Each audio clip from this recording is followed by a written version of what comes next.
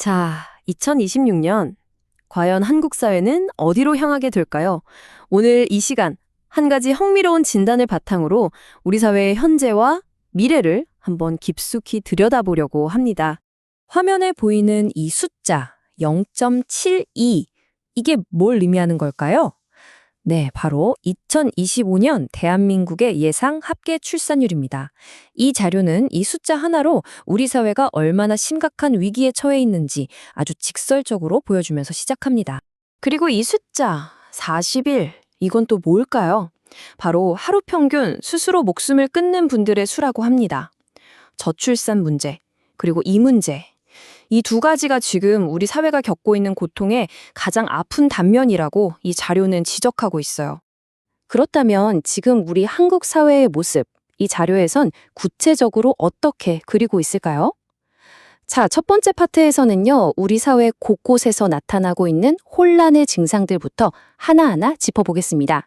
보세요. 1인 가구가 무려 40%에 육박하고 있고, 동네 가게들은 점점 더 문을 닫고 있죠. 부의 격차, 지역 간의 불균형은 말할 것도 없고요.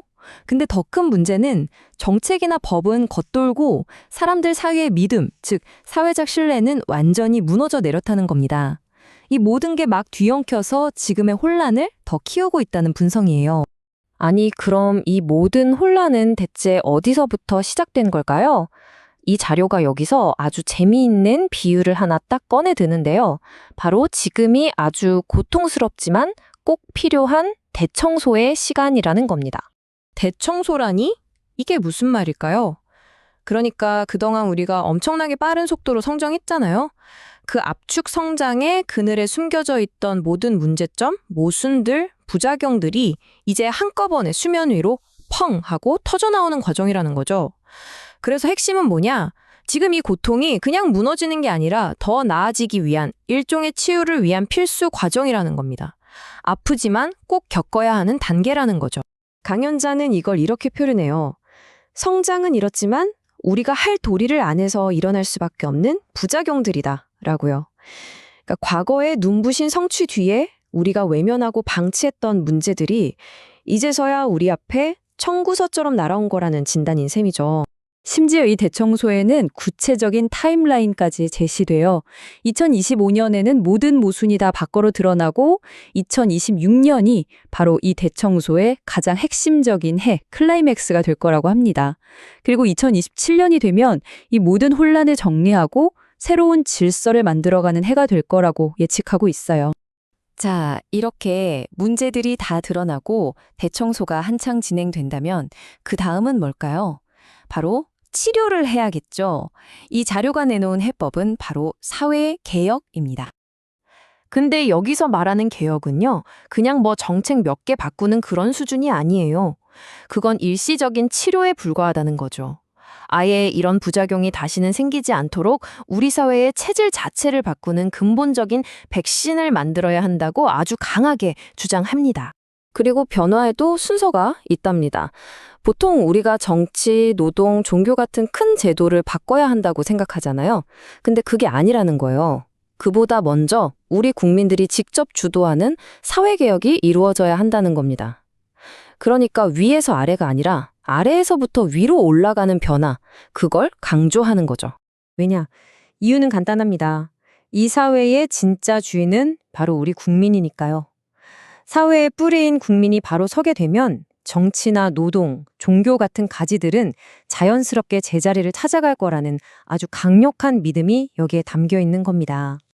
자, 여기서부터 이야기가 갑자기 확 커집니다. 한국 사회를 넘어서 전 세계로 시야가 넓어지는데요. 이 자료는 한국의 사회개혁이 왜 전 인류에게 중요한지에 대한 정말 거대한 비전을 제시합니다. 아니, 어떻게 한국의 현재가 전 세계의 미래를 결정한다는 걸까요? 좀처럼 믿기 힘든 이야기죠. 이 엄청난 질문에 답하기 위해서 세계수, 그러니까 세상을 하나의 나무로 보는 비유가 등장합니다. 이 관점에서 보면요, 세상은 한 그루의 거대한 나무와 같아요. 서양 문명은 그 나무의 무성한 가지에 해당하고 동남아시아는 튼튼한 줄기 역할을 한대요. 그리고 대한민국은 바로 그 나무 전체를 지탱하는 뿌리라는 겁니다. 자, 그럼 결론은 뭘까요? 너무나 명확해지죠. 뿌리가 정리되지 않으면 인류 전체가 바로 설 수 없다. 이 비유의 결론입니다. 한국 사회가 건강을 되찾는 것이 곧 세계 전체의 안정을 위한 필수 조건이라는 정말 어마어마한 주장인 거죠. 이 거대한 비전은 결국 다시 우리 한 사람 한 사람의 삶과 사명으로 돌아옵니다. 이 자료는 우리 한국인에게는 잊혀진 사명이 있다고 말하고 있어요. 혹시 이 문구 기억나시나요? 너희는 민족의 역사적 사명을 띠고 이 땅에 태어났다. 인류 공영에 이바지할 때라고. 예전 세대들은 이걸 외우면서 자랐죠. 바로 이것이 우리가 잠시 잊고 있었던 우리의 진짜 목적이었다고 이 자료는 상기시켜줍니다. 그럼 그 사명을 따르는 삶이란 어떤 걸까요? 단계가 있습니다. 첫째, 나 자신을 갈고 닦아 성장하고 지식을 갖추는 것. 둘째, 그 힘으로 사회를 위해 봉사하는 것. 그리고 더 나아가 나라를 위해, 궁극적으로는 인류 전체를 위해 사는 것. 이것이 바로 하늘의 자손, 천손이 벌어야 할 길이라고 설명하고 있습니다. 근데 이 관점에서 진짜 흥미로운 지점은 이거예요.